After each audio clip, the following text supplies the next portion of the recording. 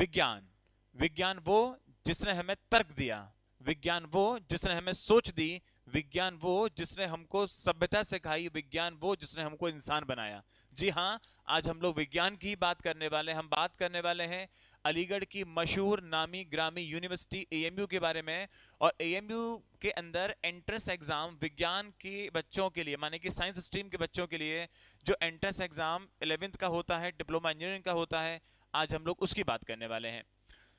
दोस्तों, स्वागत है आप सबका आपके अपने YouTube channel Chanakya online study पे, जिसका नाम अभी जन्नत एकेडमी हो चुका है। मैं आपका अपना हेमंत सर चाणक्य। कैसे हैं आप लोग? उम्मीद करता हूं खुश होंगे, खुशहाल होंगे, तंदुरुस्त होंगे, चंगे मंगे होंगे। मेरी ये वीडियो बच्चे भी देखेंगे जिनको एंट्रेंस एग्जाम देना है, बच्चों के अलावा इस वीडियो को पेरेंट्स भी देखेंगे। तो मैं चाहूंगा, मेरी वीडियो बच्चे देख रहे हैं तो बहुत अच्छी बात है, और अगर पेरेंट्स मेरी इस वीडियो को देख रहे हैं तो ये वीडियो अपने बच्चों को जरूर दिखाएं, क्योंकि ये वीडियो आपके बच्चों को एक सोच देगी, एक नई दिशा देगी, कुछ बेहतर सोचने के लिए प्रेरित करेगी। तो आई रिक्वेस्ट कि आप इस वीडियो को अपने बच्चों को जरूर दिखाएं। चलिए बात करते हैं। हम बात करने वाले हैं बच्चों एएमयू एंट्रेंस एग्जाम के बारे में। सबसे पहली बात, सर एएमयू एंट्रेंस एग्जाम बहुत टफ होता है। जी हाँ, ये टफ है, पर टफ है उनके लिए जो अपने काम को ईमानदारी से नहीं करते। ये टफ है उनके लिए जो अपने काम को जिस तरीके से करना चाहिए उस तरीके से नहीं करते। ये टफ है आलसी लोगों के लिए, लेकिन जो लोग मेहनत करते हैं उनके लिए टफ नहीं है। क्योंकि अगर ये एग्जाम वाकई में टफ होता तो हजारों बच्चा फॉर्म भरता है, तो कुछ बच्चों का सिलेक्शन होता, तो कुछ बच्चों का सिलेक्शन होता ही क्यों? अगर टफ ही होता तो उन कुछ बच्चों का भी नहीं होना चाहिए था, लेकिन कुछ का तो हो जाता है। तो अगर हम ये कह रहे हैं कि कोई चीज टफ है, तो टफ हमारे मन से है, हमारी सोच से है, हमारे ना काम करने के तरीके से है, लेकिन कोई चीज टफ नहीं होती। अब बच्चों बात ये करें कि आपको 11th एंट्रेंस की तैयारी एएमयू से करनी है, लेकिन मेरा दोस्त तो, बात समझना, मेरा दोस्त तो उस स्कूल में जा रहा है तो मैं भी उसी स्कूल में जाऊंगा। उसने उस स्कूल में एडमिशन लिया है, मैं भी उस स्कूल में एडमिशन लूंगा। मैं अपने एक कंफर्ट जोन से बाहर निकल के एएमयू में जाऊं क्यों? अरे भाई, एएमयू में जाने के लिए एक दूसरी बात है, मुझे पढ़ना पड़ेगा, मुझे मेहनत करनी पड़ेगी, मुझे बहुत सारा अथक प्रयास करना पड़ेगा, रातों में जगना पड़ेगा, दिन में मेहनत करनी पड़ेगी। तो मैं ये सारे काम क्यों करूं? मैं क्यों ना अपने दोस्तों के संग स्कूल में जाकर ही पढ़ लूं? आखिर अलीगढ़ के एएमयू में ही क्यों पढ़ूं? तो बच्चों सुनो, अलीगढ़ के एएमयू में पढ़ना अपने आप में एक बहुत अहमियत बात तो है ही। भाई, आपके संग एएमयू का नाम जुड़ गया, ये तो बहुत अच्छी बात है कि आपके संग एएमयू का नाम जुड़ गया। इसके अलावा एएमयू में पढ़ने के बाद आप इसके इंटरनल स्टूडेंट बन जाएंगे। अब अगर आपने 12th यहाँ से करी है, उस 12th के बाद अगर आप आगे बढ़ना चाहेंगे किसी भी अन्य कोर्स के लिए, तो आपको एडमिशन बहुत आसानी से मिल जाएगा, क्योंकि उस टाइम आप एएमयू के इंटरनल स्टूडेंट कहलाएंगे। और दूसरी बात, जिन दोस्तों की वजह से आज आप एएमयू की पढ़ाई करने से बच रहे हैं और किसी इधर उधर के स्कूल में जाना चाह रहे हैं, तो वो दोस्त आपके संग कुछ ही समय तक साथ रहने वाले हैं। और सोचो, जब आप एएमयू के एंट्रेंस एग्जाम क्वालिफाई करके अलीगढ़ में पढ़ने आओगे, और बाकी वो दोस्त आपके जो नए बनने वाले हैं, वो नए दोस्त कौन है? जिन्होंने खुद एएमयू एंट्रेंस क्वालिफाई कर रखा है। जब किसी ने एएमयू एंट्रेंस क्वालिफाई किया है, तो एएमयू एंट्रेंस कोई हलवा थोड़ी नहीं है कि कोई भी कर लेगा। तो आपके आगे जाके दोस्त कौन बनने वाले हैं? जिन्होंने एएमयू का एंट्रेंस क्वालिफाई किया है, तो वो भी बुद्धिमान है। अब आपकी दोस्ती अगर बुद्धिमान लोगों से होगी तो कुछ बुद्धिमानी की बातें होंगी ना। और अगर आपकी दोस्ती कबाड़ा दोस्तों से होगी तो कबाड़ा ही बने की बातें करोगे। तो क्यों ना हम एएमयू में आए और एएमयू में पढ़ने वाले दोस्तों से दोस्ती करें। जहां लोग चांद पर पहुंच रहे हैं, तो हम एएमयू में नहीं आ सकते? जहां लोग विज्ञान की इतनी बातें कर रहे हैं, दोस्त को इतना तरक्की लेकर जा रहे हैं, तो क्या हम एएमयू का छोटा सा एक एग्जाम क्वालिफाई नहीं कर सकते? एक टिलुआ सा एग्जाम हमें क्वालिफाई करना है, और उसके बाद हमारा फ्यूचर कैसा होगा? और एक बात बताऊं, अभी आप लोग जिस एज पर हैं, आपके लिए बच्चों से, बच्चे बोले तो आपके दोस्तों से बात करने के मुद्दे कुछ भी हो सकते हैं। देख भाई, मुझे एक स्मार्ट वॉच चाहिए, देख मुझे एक साइकिल चाहिए, मुझे एक बाइक चाहिए, मुझे उससे दोस्ती करनी है, मुझे उससे बातचीत करनी है। बस आपकी बातें इतनी सीमित हैं। बच्चों, अभी आप जिस एज पर हो आपकी बातें इतनी सी हैं, लेकिन जब आप बड़े हो जाएंगे तो ये बातें आपकी इतनी नहीं रहेंगी। आपकी बातें आने वाले दोस्तों के साथ, माने कि जो आपकी इन फ्यूचर दोस्त हैं, उनसे आपकी बातें कुछ इस तरीके की होंगी कि मैंने मेहनत करी, पैसा कमाया, पढ़ाई करी, आज मेरे पास एक अपना घर है, मेरे पास अपनी एक कार है, मैंने इतनी जमीन खरीद ली, मैंने ये नया काम कर लिया, और आपने क्या किया? कुछ नहीं किया। तो जरूरी रहेगा उन बच्चों को जवाब देना कि भाई आप भी सफल हैं, आपने भी जिंदगी में कुछ किया। तो जो दोस्तों से बातचीत आज आप कर रहे हैं ना, जिस लेवल की, आगे जाके ये बातचीत होने भी नहीं वाली। आगे जाके बात होने वाली आपकी सफलता की, कि आपने अपनी जिंदगी में क्या हासिल किया, आपने अपनी जिंदगी में क्या सफलता हासिल करी, ये वाली बातें होने वाली हैं। समझ रहे हैं ना? तो चीजों को बहुत पॉजिटिव तरीके से देखना है। हर चीज की दो साइड होती है, एक नेगेटिव साइड होती है, एक पॉजिटिव साइड होती है। आप पॉजिटिव साइड देखिए, मान लीजिए हमने एंट्रेंस एग्जाम दिया और हम क्वालिफाई नहीं किए, अरे नहीं किए तो नहीं किए, क्या हुआ, एक अच्छा अनुभव तो हुआ। क्या हुआ कि अगर हमने मेहनत करी और हमारा एंट्रेंस एग्जाम क्वालिफाई नहीं किया, हमने सर कोचिंग करी, हमने मेहनत करी, हमने किताबें ली, हम खूब जगे, हमने खूब पढ़ाई करी और एग्जाम नहीं क्वालिफाई हुआ, तो कुछ सीख के ही जाओगे ना बाबा, नुकसान तो नहीं होगा। और अगर बाई चांस आपका अच्छा लक हुआ और आपका सिलेक्शन हो गया तो ब्राइट फ्यूचर है। मेरा अपना एक्सपीरियंस है, क्योंकि मैं एएमयू से हूं, तो मेरा अपना एक्सपीरियंस है, जो भी लोग मेरे अपने एक्सपीरियंस से एएमयू से पढ़े हुए हैं आज भूखे नहीं मर रहे। कहीं ना कहीं कुछ लोग वो तरक्की कर रहे हैं, कुछ कमा रहे हैं, बेहतर कमा रहे हैं, भूखा कोई नहीं मर रहा। एएमयू से पढ़े लिखे लोग, मुझे हमेशा, अगर दिमाग आपका ठीक है तो आप तरक्की करते ही दिखाई दोगे। आपके पेरेंट्स जो आज आपको पाल रहे हैं, एक समय आ पाएगा जहां आप अपने पेरेंट्स की सेवा कर पाएंगे, अपने पेरेंट्स को आप कमा के खिला पाएंगे। क्योंकि एक टाइम पे सब रिटायर होते हैं, पेरेंट्स रिटायर होते हैं, तब जिम्मेदारी किसकी है, पेरेंट्स का ध्यान रखने की आपकी जिम्मेदारी है। आपको बचपन से लेके 20 21 22 साल तक घर वालों ने पाल के आपके ऊपर पैसा खर्च किया, तो क्या उम्मीद करें वो आपसे कि उनके बुढ़ापे में आप उनके लिए कुछ कर नहीं सकते? क्यों नहीं कर सकते, करना चाहिए आपको। उसके लिए पहले कुछ पढ़ना पड़ेगा, बनना पड़ेगा, जरूर करना पड़ेगा। और नहीं तो फिर ऐसे आलतू फालतू के स्कूल में ले लो एडमिशन और पढ़ लो। लेकिन एएमयू से 11th करने के बाद, एएमयू से 12th करने के बाद, एएमयू से ग्रेजुएशन करने के बाद जो आप निखर के निकलोगे हीरे की तरह, उसका मुकाबला आपके आजू बाजू के स्कूल नहीं कर सकते। एएमयू एएमयू ही है। चलिए, अब दूसरी बात अगर मेरी करें तो देखो, मैं बस एक आपकी बैसाखी बन सकता हूं, मैं आपका एक सहारा बन सकता हूं, मैं खुद नहीं चल सकता, क्योंकि मेरे चलने से आपका रास्ता तय नहीं होगा। आपका रास्ता आपके चलने से ही तय होगा। वो कहते हैं ना कि पूरी धरा भी साथ दे तो कुछ और बात है, कुछ आप साथ दो तो कुछ और बात है। यूं तो एक पांव से चल लेते हैं लोग, लेकिन दूसरा भी साथ दे तो कुछ और बात है। सिर्फ मेरे मेहनत करने से, मेरे यहाँ पे आके बोलने से अगर आपका सिलेक्शन हो जाता, तो मुझसे सुबह से शाम तक बुलवा लो बेटा, मैं तो टीचर हूं, मेरा काम है आपको पढ़ाना, कितनी भी मेहनत मुझसे करवा लो मैं कर लूंगा, लेकिन मेरे मेहनत करने से आपका सिलेक्शन नहीं होगा, आपका सिलेक्शन आपकी मेहनत करने से होगा। तो आज हम बात करने वाले हैं एएमयू एंट्रेंस 11th एग्जाम के बारे में, साइंस स्ट्रीम के बारे में, और साइंस के संग जो डिप्लोमा इंजीनियरिंग होती है उसके बारे में। चलिए वीडियो को हम आगे बढ़ाते हैं। यहाँ हम बहुत सारी बातें करने वाले हैं, कैसे आपका एंट्रेंस एग्जाम होता है, कितने सब्जेक्ट आते हैं, कितने नंबर के आते हैं, कट ऑफ कितनी होती है, इसकी फीस कितनी लगेगी, हॉस्टल कौन सा होता है, कितने हॉस्टल होते हैं, सीट मिलेगी नहीं मिलेगी हॉस्टल में, बहुत सारी बातें करने वाले हैं। आइए वीडियो को शुरू करते हैं। स्वागत आप सभी का एक मानी जानी यूनिवर्सिटी एएमयू में, और ये वो आपके स्कूल से जहां 11th का एग्जाम होने के बाद आपका नंबर आने वाला है। 3 स्कूल लड़कों के लिए हैं, सीनियर सेकेंडरी बॉयज का है ये आपका, ये लड़कों का है। दूसरा एएमयू सिटी स्कूल, ये लड़कों के लिए है। और तीसरा आपका मिंटो सर्किल। ये 3 स्कूल लड़कों के लिए हैं, जिनका एंट्रेंस एग्जाम क्वालिफाई होने के बाद आप यहाँ पे पढ़ोगे। अच्छा, दूसरी बात, माना जाता है कि मिंटो सर्किल में जो बच्चे पढ़ते हैं वो होते हैं जिन्होंने 9th वगैरह 10th इससे कर रखी है, वही मिंटो सर्किल में पढ़ते हैं। फिर दूसरी बात, जो ये सिटी स्कूल है, सिटी स्कूल में भी वो बच्चे पढ़ते हैं जो जो इसी स्कूल के इंटरनल है, जिन्होंने 9th 10th इससे की हुई है, वो अमूमन 11th 12th में इससे पढ़ते हैं। लेकिन ये वाला जो स्कूल है ये सबके लिए है। अगर आप बिल्कुल एक्सटर्नल हैं, आपने कुछ भी इससे पढ़ाई नहीं करी है, तो आपका एडमिशन 98% इसमें होने वाला है। 2% ज्यादा गदा हुआ तो आपका एडमिशन, अगर आप एक्सटर्नल हैं, तो आपका सिटी स्कूल या मिंटो सर्किल में होगा। ये तो बात रही बॉयज की। अब बात करें जरा लड़कियों की, गर्ल्स की, तो गर्ल्स के लिए 2 स्कूल हैं। एक आपका वुमेन्स कॉलेज अब्दुल्ला है, ठीक है, और दूसरा आपका कौन सा है, एएमयू गर्ल्स हॉस्टल। इसमें भी वही कहानी है। इस दूसरे वाले में वो लड़कियां पढ़ती हैं जिन्होंने 9th 10th इससे ही कर रखी है, वही प्रमोट होकर इसमें आ जाती हैं। एग्जाम उनको भी देना पड़ता है, लेकिन वो प्रमोट होकर इसमें आ जाती हैं। और जो फर्स्ट वाला जो था, ये उन एक्सटर्नल बच्चों के लिए है जो पहली बार एग्जाम दे रहे हैं, वो भी 98% बच्चा इसमें जाने वाला है, 2% बच्चा आपका उसमें चला जाएगा। ठीक, is everything okay sir? Yes. आगे बात करते हैं। इन स्कूल से बात करने के बाद आगे बढ़ेंगे और आगे बात करेंगे। हम आज इन टॉपिक पे बात करने वाले हैं, ये सारे टॉपिक जो बच्चे हमसे जानने की उम्मीद करते हैं कि सर इस 11th का एग्जाम हम दे तो दें, लेकिन कितने नंबर लाने पड़ेंगे इतना पता होना चाहिए। भाई ये हमारा हक है कि हम सर इतने नंबर का हमारा पेपर आ रहा है, तो आखिर कितने क्वेश्चन करेंगे कि हमारा नंबर सिलेक्शन में आ जाएगा। तो कट ऑफ जानना चाहते हैं, तो आज हम कट ऑफ की बात करने वाले हैं। इसकी फीस कितनी होगी हम उसकी बात करने वाले हैं। कौन कौन सी किताबें हैं उसकी बात करने वाले हैं। हॉस्टल मिलेगा नहीं मिलेगा, मिलेगा तो कौन सा मिलेगा उसकी बात करने वाले हैं। नेगेटिव मार्किंग कैसी होगी उसकी बात करने वाले हैं। पेपर का लेवल कैसा होता है उसकी बात करेंगे, एग्जाम कहाँ देना होगा हमको उसकी बात करेंगे हम लोग, कहाँ कहाँ के लोग इसका फॉर्म भर सकते हैं, इसके प्रीवियस ईयर क्वेश्चन पीवाईक्यू कैसे मिलेंगे, पेपर किस लैंग्वेज में होता है, 10th में कितने परसेंटेज चाहिए और कोचिंग करें या नहीं करें, दूसरी बात ये भी करने वाले हैं।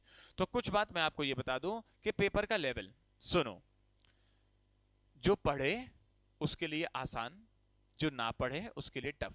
मैं यहां पर इस पेपर के लेवल को कभी हार्ड नहीं कहता, कभी टफ नहीं कहता। अगर आप मेहनती हैं, लेबोरियस हैं, तो आपके लिए पेपर का लेवल कुछ भी नहीं है, और अगर आप उद्यमी हैं, शैतान हैं, पढ़ने लिखने वाले नहीं हैं, तो आपके लिए हमेशा जिंदगी में कठिनाई आती रहेंगी। ये तो एक छोटा सा एग्जाम ही है, और अगर आप मेहनत नहीं करते जिंदगी भर आपको कठिनाइयों का सामना करना पड़ेगा।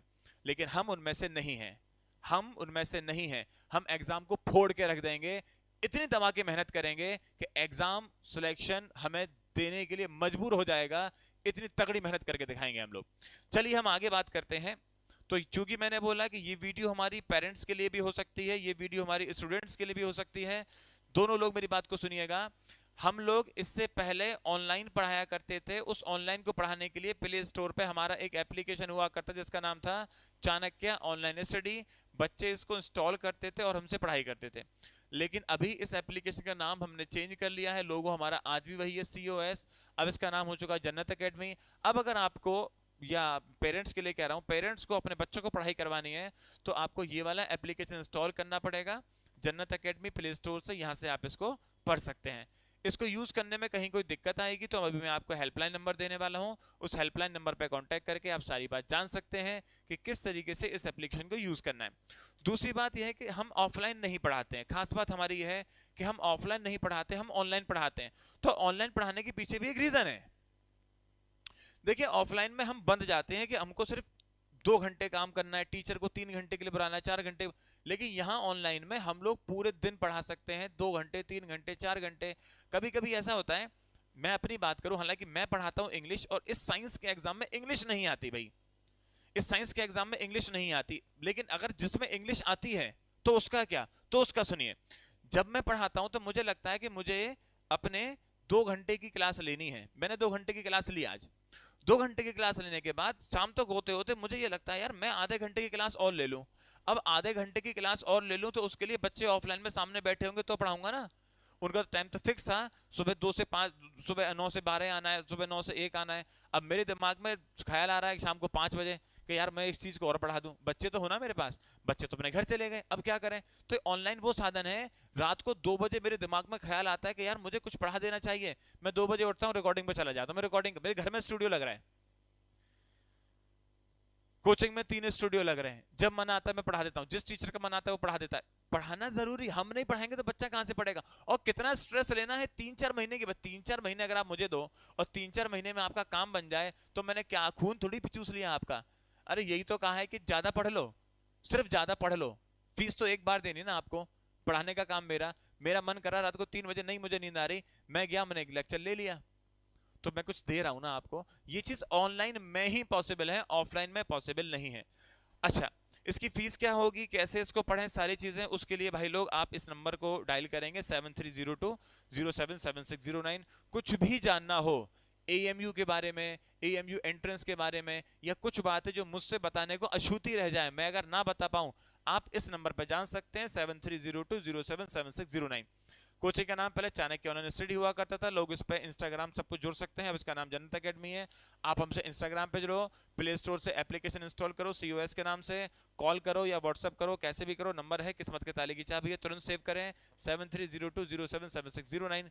पेरेंट्स से स्पेशल कह रहा हूं कि आप लोग इस नंबर को एक बार डायल करें और जाने सच क्या है, जिससे कि आपके बच्चे का फ्यूचर बनाने में हम आपकी सहायता कर सकें। मैं फ्यूचर तो नहीं बना रहा हूं, लेकिन हाँ मैंने बोला फ्यूचर बनाने में सहायता कर सकें, ठीक है ना। एक बार नंबर डायल कीजिएगा और जानकारी लीजिएगा। आगे बात करें, मैं कुछ बातें बता दूं, जैसे कि जो फॉर्म फिलिंग डेट होती है, अमूमन फॉर्म फिलिंग डेट मानी जाती है, अमूमन फॉर्म फिलिंग डेट मानी जाती है कि फरवरी के लास्ट तक, 10 फरवरी तक, फरवरी लास्ट फरवरी के 10 तक फॉर्म भरने की डेट आ जाती है। दूसरी बात, एग्जाम डेट क्या होती है, लगभग अप्रैल से मई में इसका एग्जाम हो जाता है। एग्जाम कितने घंटे का होता है, 2 घंटे का एग्जाम होता है। नेगेटिव मार्किंग कितनी होती है, 0.25 की नेगेटिव मार्किंग होती है। माने कि 4 क्वेश्चन अगर आप गलत करते हैं तो आपका एक सही कट जाएगा, ठीक है। अच्छा, अब यहाँ पे प्लेसमेंट के नाम पर बच्चों मैंने क्या लिख दिया है, 100% लिख दिया है। तो यहाँ ये तो बात है कि 11th का एग्जाम क्वालिफाई करने के बाद हमें कोई जॉब तो मिल नहीं रही, लेकिन बात यह है क्या हम एएमयू से पढ़ के अपने फ्यूचर को सिक्योर मान सकते हैं? क्या हम एएमयू से पढ़ने के बाद अपने आप को सफल मान सकते हैं? क्या हम एएमयू से पढ़ने के बाद अपने आप के रात को सोते में ये कह सकते हैं कि हाँ हमारा आने वाला कल सेफ होगा? बिल्कुल कह सकते हैं, बिल्कुल कह सकते हैं।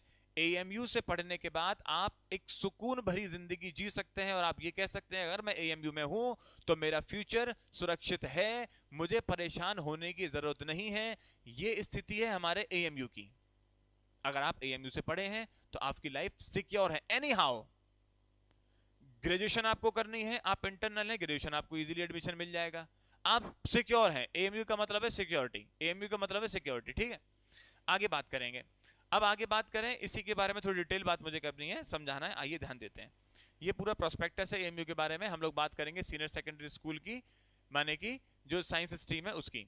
अब आपका जो ड्यूरेशन है 2 घंटे का एग्जाम होता है, मैंने बताया, मतलब ड्यूरेशन मतलब 2 ईयर में आपकी होने वाली 11th-12th की बात कर रहे हैं। अच्छा, इसमें 5 स्कूल मैंने दिखाए थे आपको, पहला, दूसरा, तीसरा, चौथा, पांचवा। ये स्टार्टिंग के जो स्कूल है ना बच्चे, ये वाले, ये 3 स्कूल ये आपके बॉयज के लिए हैं, ये 2 स्कूल आपके गर्ल्स के लिए हैं। अच्छा, बॉयज वाला जिसमें सबसे ज्यादा बच्चे जाते हैं उसकी सीट है 650, दूसरे वाले की 55, तीसरे वाले की 50, ठीक है। गर्ल्स में सबसे ज्यादा लड़कियां जिसमें जाती हैं वो है 360 और दूसरे वाले में है 120, ठीक है ना। अब बात करें कि सर हमें 10th-12th में कितनी परसेंटेज होनी चाहिए, साफ साफ लिखा हुआ है नॉट लेस देन 45%, 45% से कम नहीं होनी चाहिए, ध्यान रखेंगे। और candidate should have pass English, math, science individually, सब में इंडिविजुअल पास होना चाहिए। ऐसा नहीं कि आप मैथ में फेल हो रहे हैं बाकी सब में 45% में, इंडिविजुअली सब में पास होने चाहिए और आपकी 45% से कम नहीं होनी चाहिए, एक बात। फिर दूसरी बात एज लिमिट की आती है, तो जो 1 जुलाई एडमिशन के टाइम पर आपकी age not more than 19 years, 19 साल से ज्यादा आपकी उम्र होनी नहीं चाहिए, दूसरी बात ध्यान रखेंगे। अगली बात, एग्जाम कैसे होगा, तो मैं लगातार कह रहा हूं उसका टेस्ट देना पड़ेगा। ऐसा नहीं कि आप डॉक्यूमेंट लेके चले यहाँ एएमयू में, लो सर हमें सिलेक्शन सीट दे दो हम पढ़ना चाहते हैं, ऐसा नहीं होगा। आपको एक एग्जाम देना पड़ेगा थ्रू एडमिशन टेस्ट, लिखा है एडमिशन टेस्ट होगा। अच्छा, उस एडमिशन टेस्ट में क्या होगा, एक ऑब्जेक्टिव टाइप पेपर होगा। ऑब्जेक्टिव माने आपको ऑप्शन मिलेंगे ए, बी, सी, डी, इनमें से कोई एक टिक मारो, इसे कहते हैं ऑब्जेक्टिव। ऑब्जेक्टिव में 100 मार्क्स का आएगा, 100 क्वेश्चन होंगे जिनमें आपकी चीजें हैं, साइंस है, मैथ्स है, जनरल नॉलेज है और इंडो इस्लामिक कल्चर है। साइंस में 50 क्वेश्चन आने वाले, साइंस ही साइंस है। मैंने कहा विज्ञान, विज्ञान ने बुद्धि दी, विज्ञान ने ज्ञान दिया, विज्ञान ने सोच दी, विज्ञान ने तर्क दिया, विज्ञान ने इंसान बनाया, विज्ञान ने हमें चांद पर पहुंचाया। तो उसी विज्ञान से आपके 50 क्वेश्चन आने वाले हैं। मैथमेटिक्स से 30 क्वेश्चन आने वाले हैं, जनरल नॉलेज से आपके 10 क्वेश्चन आने वाले हैं और इंडो इस्लामिक से आपके 10 क्वेश्चन आने वाले हैं। अगली बात, इसका एग्जाम देने के लिए हमें कहां पे जाना होगा वो आप फिल करेंगे। ऑप्शन आपके पास है अलीगढ़, लखनऊ, मेरठ, बरेली, श्रीनगर, कोलकाता, पटना, किशनगंज, इनमें से कोई एक ऑप्शन आपको लेना पड़ेगा। फिर कुछ एडिशनल इंफॉर्मेशन है, मैं इसको ऊपर कर देता हूं, आप वीडियो पॉज करके आराम से सारी बातें पढ़ लीजिएगा। लीजिए मैं इसे पॉज करके क्लियर कर देता हूं, आप इसका स्क्रीनशॉट लेना और एडिशनल इंफॉर्मेशन अपने आप पढ़ना। फिर दूसरी बात मैं करने वाला हूं एएमयू के दिल के बारे में। एएमयू का दिल कितना बड़ा है, एएमयू का दिल इतना बड़ा है कि किसी न किसी तरीके से आपको एएमयू एडमिशन देना चाहती है। इन कैटेगरी के लोगों को रिजर्वेशन मिलता है और छूट मिलती है, पढ़ो नंबर कमाएंगे सिलेक्शन देगा एएमयू, लिखा हुआ है। SC, ST, BC, CE, CA, child of alumni, children of university employee, सारी चीजें वो सब यहाँ पे लिखी हैं, आराम से देखिएगा। इन सब जगहों पर आपको छूट मिल रही है। तो छूट मिलने का मतलब सीधी सीधी बात है, यूनिवर्सिटी चाहती है कि भैया कैसे भी करो पढ़ लो पढ़ लो पढ़ लो, देश को तरक्की दें। विज्ञान ने पता नहीं देश को क्या क्या दिया, अब आपकी बारी है, ठीक है ना। चलिए हम आगे बात करेंगे फीस की। तो देखो अगर आप किसी सीबीएसई स्कूल में पढ़ते हैं तो आप जानते हैं कि उसकी फीस कितनी होती है, आप बेहतर जानते हैं उसकी फीस कितनी होती है। लेकिन एएमयू से अगर आपका सिलेक्शन होता है रेगुलर कोर्स में तो आपकी फीस सिर्फ 8,000 से 9,000 होने वाली है, हॉस्टल सहित 8,000 से 9,000 में आपकी फीस खत्म हो जानी है। कोई बर्डन भी नहीं फैमिली पे, हम अगर बहुत रईस ज्यादा भी नहीं है तो भी इजीली हम लोग एएमयू से पढ़ सकते हैं, ठीक है ना। अगर आप अपने पेरेंट्स से थोड़ा सा भी प्यार करते हो, थोड़ा सा भी, तो रहम करो उन पे, मत खर्चा डालो, थोड़ी मेहनत कर लो, एएमयू में सिलेक्शन पा लो, उनकी फीस बचा दो और कुछ जिंदगी में कर जाओ। वरना आप भी जानते हैं कि सीबीएसई बोर्ड से पढ़ने का कितना खर्चा आता है, तो उससे बेहतर है कि एएमयू पढ़ लो और उन्हें को सहायता कर दो। और अगर दूसरी बात, हम किसी वजह से यहाँ सेलेक्ट नहीं हो पाते हैं, हम सेल्फ फाइनेंस में चले जाते हैं, तो सेल्फ फाइनेंस की फीस लगभग 30,000 है, अप्रोक्स का मतलब है ऊपर नीचे की बात है, जो कि फिर भी कहीं हद तक आपके सीबीएसई सस्ती ही पड़ेगी। अच्छा, इसमें स्कॉलरशिप मिलती है, लेकिन ये स्कॉलरशिप इनको मिलती है, सेल्फ फाइनेंस वालों को स्कॉलरशिप नहीं मिलती। स्कॉलरशिप अगर आप पे लेना आता है तो स्कॉलरशिप आपको बहुत आसानी से मिलेगी, तरीका आप पे आना चाहिए। अच्छा, मैंने कहा कि अगर आप एएमयू के बारे में कुछ भी जानना चाहते हैं हमसे कांटेक्ट कर लेना। तो बात है सर स्कॉलरशिप लेना भी नहीं जानते, तो बच्चा कोई बात नहीं ना, 7302077609 इस नंबर पे आप कांटेक्ट करना। जो भी आपसे बात करे उनसे कहना हमें जुनैद सर से बात करनी है। जुनैद सर हमारी टीम के बहुत एक्टिव पर्सन है, कैंपस में बहुत एक्टिव रहते हैं। कोई चीज अगर आपको नहीं समझ में आएगी, जुनैद सर का नंबर आपको मैं दूंगा, डायरेक्ट उनसे बात करो, सब जान लो, ठीक है। आगे बात करते हैं। आगे बात करने वाले हैं कितने नंबर हमें लाने होंगे कि हम लोग इसका एग्जाम क्वालिफाई कर पाए। बेसिकली हम लोग बात करने वाले हैं कट ऑफ की। तो बच्चों कट ऑफ की बात करें तो कट ऑफ का कोई मतलब एग्जैक्ट मतलब यूनिवर्सिटी की वेबसाइट पे कुछ ऐसा सीन नहीं है कि जो आपको कट ऑफ बताएंगे। ये पता करनी पड़ती है, जो बच्चे पढ़ गए हैं उनसे, जिनका भी हाल ही में एडमिशन हुआ है उनसे, जो बच्चे नए नए आ रहे हैं उनसे पूछना पड़ता है कि इसकी कट ऑफ तुम्हारा कितने नंबर पे सिलेक्शन हो गया, तुम्हारा कितने नंबर सिलेक्शन हो गया। ये सब उन बच्चों से जानकारी लेने के बाद पता लगता है कि कितने नंबर पे सिलेक्शन होता है। तो कट ऑफ को अगर हम आगे ले जाएं तो ये एक बस अप्रोक्स आइडिया रहेगा, 100% आइडिया नहीं है, क्योंकि यूनिवर्सिटी एएमयू कभी भी अपने कट ऑफ को जाहिर नहीं करती अपनी वेबसाइट पर। तो यहाँ कट ऑफ का आलम यह है कि जो बच्चा एक्सटर्नल है उसको 60+ नंबर लाने होंगे लड़के को, तब जाके सिलेक्शन होगा। और अगर गर्ल की बात करें तो उनके 55+ नंबर लाने होंगे, तब जाके लड़कियों के नंबर आने वाला है। अच्छा, कट ऑफ का जिक्र मैं इसलिए कर रहा हूं कि भाई आप मेहनत कर रहे हो 100 नंबर के लिए, तो कम से कम हमारा हक बनता है ये जानना कि हमें कितनी मेहनत करनी है। ऐसा तो नहीं कि बहुत मेहनत करनी है, 90 नंबर लाने, 99 नंबर लाने, मतलब इसलिए हम जरूरी होता है कट ऑफ को पहले जानना है कि लगभग इतने नंबर आपको लाने हैं एक्सटर्नल के लिए। अच्छा, इंटरनल के लिए कुछ नहीं, 52+ ले आओ और गर्ल्स में 48+ ले आओ, आपका तो ही हो जाना है। इंटरनल के लिए बहुत आसान हो जाता है। अब यूं समझो, आप आज 11th एंट्रेंस यहां से क्वालिफाई करते हैं, इसके बाद आपको करना है बीटेक। बीटेक या तो आप कहीं बाहर से कर लो, बाहर से कर लो तो पता नहीं कैसी यूनिवर्सिटी क्या होगा, या फिर एएमयू से कर लो। एएमयू से बीटेक करना आपको आसान इसलिए रहेगा क्योंकि अगर आप 11th 12th यहां से कर लेते तो आप इसके इंटरनल कहलाएंगे, आपको छूट मिलेगी, सिलेक्शन आपको जल्दी हो जाना है। बात समझ में आ रहा है? तो एएमयू बीटेक कह रहा हूँ, एएमयू 11th एंट्रेंस की तैयारी करने के लिए जो आपकी कट ऑफ होने वाली है, बॉयज की इतनी एक्सटर्नल में, गर्ल्स की इंटरनल में, बॉयज की इतनी, गर्ल्स की इतनी। आइए आगे बात करते हैं।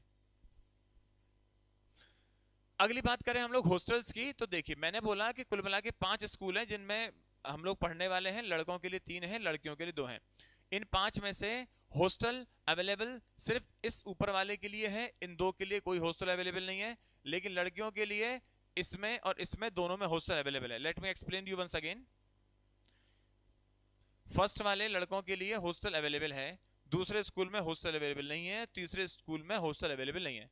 लेकिन लड़कियों की बात करें, लड़कियों के लिए दोनों में हॉस्टल अवेलेबल है। अच्छा, इन सभी स्कूल के बच्चे अगर हॉस्टल चाहते तो उनको सिर्फ एक ही हॉस्टल है जो उन बच्चों के लिए है, वो हॉस्टल है अलामा इकबाल हॉस्टल। सभी लड़के 11th इसी में रहते हैं। और अगर लड़कियों की बात करें, चाहे वो इस स्कूल की हो चाहे इसकी हो, उनका हॉस्टल एक ही है, अब्दुल्ला हॉस्टल, जो कि इसमें रहने वाले हैं। हॉस्टल सबको मिलेगा, इजीली मिलेगा, बस आप अलीगढ़ के नहीं होने चाहिए, हॉस्टल सबको मिलेगा। हम हॉस्टल से आगे की बात करें तो अब दूसरी बात आती है, सर कुछ टिप्स दे दें जिससे कि अगर हम आपसे कोचिंग ना करें, माने कि अगर आप मुझसे कोचिंग ना करो, आप खुद कुछ करना चाहो, तो किस तरीके से आप अपने 11th एंट्रेंस एग्जाम को क्वालिफाई कर सकते हैं, उसके लिए कुछ टिप्स। तो टिप्स में सबसे पहली बात है, don't waste time and don't wait. बिल्कुल भी समय व्यय ना करें। समय व्यर्थ करने से मतलब खेलने कूदने का नहीं है। समय व्यर्थ करने से मतलब है कि आपका एग्जाम की जब नोटिफिकेशन आएगी उसके बाद हम अपनी किताबों से धूल झाड़ेंगे और पढ़ना शुरू करेंगे। गलत। जिस दिन आप मेरी ये वीडियो देख रहे हैं या जिस दिन आपके मन में इतना ख्याल आ जाए कि आपको सिर्फ एंट्रेंस एग्जाम क्वालिफाई करना है, उस दिन से पढ़ना शुरू कर दें। बिल्कुल भी इस बात का वेट ना करें कि जिस दिन नोटिफिकेशन आएगा उस दिन से हम लोग पढ़ना स्टार्ट करेंगे। रीजन ये है, अगर आप नोटिफिकेशन आने के बाद से पढ़ना शुरू कर रहे हैं तो यकीन मान सकते हैं काफी सारा बच्चा, मैनी स्टूडेंट्स, कई सारा बच्चा हमारे पास ऐसा है जो आपके नोटिफिकेशन आने से कई महीने पहले से हमारे यहाँ पढ़ रहा है, तो उसकी नॉलेज आपसे ज्यादा है। आप सिर्फ 3 महीने पढ़ के एग्जाम देना चाहते हो, वो बच्चा 3 महीने पहले से तो पढ़ रहा है, उसके पास नॉलेज 6 महीने की है। तो सीधी बात है ना, फिर आप वही कहोगे कि एग्जाम बहुत हार्ड था, कट ऑफ बहुत हाई गई। वो इसलिए गई क्योंकि आपने वेट किया नोटिफिकेशन आने का। आपको मेरी वीडियो देखते साथ ही एप्लीकेशन को इंस्टॉल कर लेना है, जन्नत एकेडमी नंबर पे कॉल करनी है, तुरंत कोर्स परचेज करके पढ़ना शुरू कर देना है। आपको ये करना है, वेट नहीं करना है। दूसरी बात यह है किताबें कौन सी लें। तो देखो AMU 11th एंट्रेंस के नाम पे एग्जैक्ट कोई फिक्स किताब नहीं आती कि आप उसे ले लो। ये AMU एंट्रेंस एग्जाम के लिए कैसे पढ़ें, कहां से पढ़ें, ये कोई वो व्यक्ति बता सकता है, या तो उसने खुद एंट्रेंस एग्जाम क्वालिफाई किया हो, उसे अलीग कहते हैं, अलीग, या फिर हम बता सकते हैं क्योंकि हम AMU के लिए लंबे समय से काम कर रहे हैं, बहुत लंबे समय से काम कर रहे हैं। पता रहता है कि इस साल पेपर में कहां कहां से क्वेश्चन आए, किस किस चैप्टर से क्वेश्चन आए, इससे पिछले साल किस किस चैप्टर से क्वेश्चन आए, उससे पिछले साल किस किस चैप्टर से क्वेश्चन आए, इस साल किस किस चैप्टर से क्वेश्चन आ सकते हैं। तो ये कोई आपको वही व्यक्ति बता पाएगा जो या तो अलीगढ़ मुस्लिम यूनिवर्सिटी से पढ़ा हुआ है, या उसके लिए पढ़ा रहा है, या वो यूनिवर्सिटी से जुड़ा हुआ हो। मार्केट से सिलेबस की किताब लाके पढ़ लेने से सिलेक्शन नहीं होगा। यकीन माने, आपको मेरे नहीं किसी का भी सहारा लो, पर किसी ऐसे का सहारा लो जिसकी जड़ें AMU से जुड़ी हुई हो, जो वहां से स्टूडेंट रहा हो, या वहां के लिए पढ़ाता रहता हो, या उसके लिए काम करता रहता हो। हम लोग एनालाइज करते हैं चीजों को, एनालाइज क्या है बताऊंगा अभी आपको। फिर तीसरी बात है कि आपको रिवीजन करना है। आप हफ्ते में मंडे टू फ्राइडे पढ़िए और सैटरडे में आप इसका रिवीजन करिए, संडे में रिवीजन करिए। कहीं डाउट बताने के लिए कोई व्यक्ति हो, आप उसे डाउट पूछें, हम लोग डाउट बताते हैं। फिर बात करें कि आपको PYQ सॉल्व करना है और आपको PYQ को एनालाइज करना है। देखो PYQ सॉल्व करने की बात यहाँ पे आती है, तो कुछ बच्चे ये सोचते हैं कि हम पिछले 10 साल की PYQ सॉल्व करेंगे और 10 साल के PYQ सॉल्व करने के बाद हमारे एग्जाम में 2 क्वेश्चन फंस गए और अब बहुत खुश हो रहे हैं। अरे यार, तूने 10 साल के PYQ सॉल्व करे, उनमें से तेरे एग्जाम में सिर्फ 2 क्वेश्चन फंस रहे हैं, तो क्या बड़ी बात हो गई है? क्या बड़ी बात हो गई है? बड़ी बात तो ये होती कि हम एग्जाम में गए और 35-40 सवाल हमारे पढ़े हुए आ गए, तो उसके लिए आपको एनालाइज करना पड़ेगा। अच्छा, हम एनालाइज क्यों कर सकते हैं? क्योंकि हमारा तो काम ही पढ़ाना है, पूरे दिन पढ़ाना है। अब आप सुनो एनालाइज क्या होता है। एनालाइज क्या होता है, ये ऐसे समझो, हमने लिखा यहाँ पे 2012, 2013, 2014 and so on, we came on 2022, 2023, ऐसे कुछ करके। अब मान लो यहाँ पे हमने फिजिक्स के चैप्टर के नाम लेके लाइट, मोशन, रेज, कुछ ऐसे करके। अब हमने एक ग्राफ बनाया। बात समझिएगा, ये काम आप खुद भी कर सकते हैं, पर बात यह है कि आपके पास करने के लिए टाइम होना चाहिए। हमारे फिजिक्स के टीचर को, मैं भी फिजिक्स की बात कर रहा हूँ, सिर्फ किसी की बात भी कर सकता हूँ, मैं मान लो फिजिक्स की बात कर रहा हूँ। हमारे फिजिक्स के टीचर के पास तो पढ़ाने के लिए सिर्फ फिजिक्स ही फिजिक्स है ना, सुबह से शाम तक। आपके पास तो मैथ भी है, फिजिक्स भी है, बायोलॉजी भी है, लाइफ साइंस भी है, इंडो इस्लामिक भी है, GK भी है, बहुत सारी चीजें हैं। तो हम कैसे पढ़ाते हैं, मैं जरा उसकी बात करूँ, एनालाइज क्या होती है। हमने देखा लाइट चैप्टर में 2012 में कितने क्वेश्चन आए, 3, 2013 में कितने आए, 2, इसमें कितने आए, 4, इसमें कितने आए, 5 क्वेश्चन, भाई वाह। फिर आगे बढ़े, मोशन में से कितने आए, 2, इसमें कितने आए, 1, इसमें कितने आया, 2, इसमें कितने आया, 1। फिर यहाँ पे देखा, रेज में से कितने क्वेश्चन आए, 3, यहाँ पे आए 4, यहाँ पे आए 2, यहाँ पे आए 4। ज्यादा कहाँ पे आ रहे हैं, 3 और 4, 7, 8, 9, 10, 11, 12, 13 क्वेश्चन। यहाँ पे कितने हैं, 2 और 1 3, 3 2 5 और 1 6 क्वेश्चन।